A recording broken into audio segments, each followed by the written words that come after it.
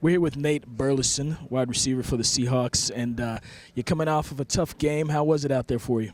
Oh, man, it was a very physical game. The Panthers came to play today.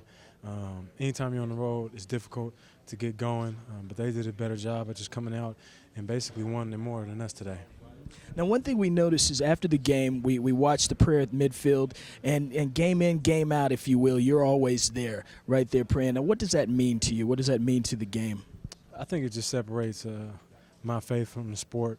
You know, the sport is really temporary, and my faith and what I believe in is eternal. And regardless of what happens, win or loss, you know, good game or bad game, individual achievements or not, at the end of the day, you got to be thankful, especially when you make it out injury-free.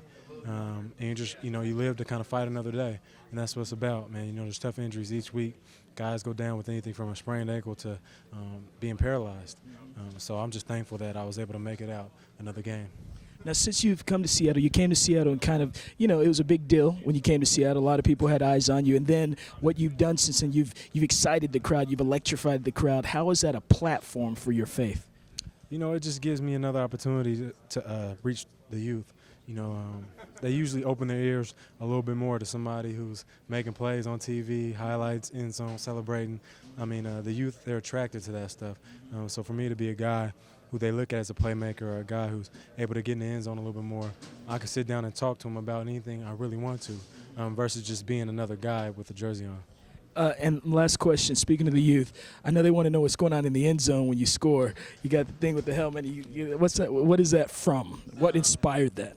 You know, really just coming back home, being in Seattle, watching the Seahawks, I never really saw a guy do something that celebrated the logo, which is the hawk.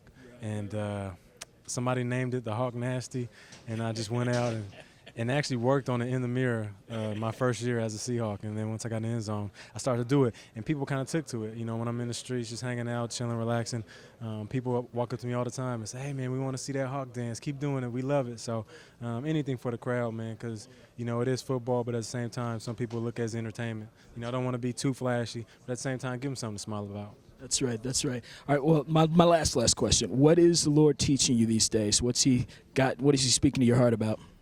You know, just trusting Him. Just lay everything at His feet and really give it to Him.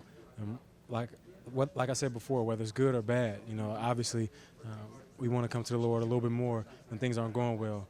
But when things are going great, also give Him the praise and let Him know that you're thankful and realize that every day is a blessing. All right. Well, thank you for your time. Appreciate it. God bless.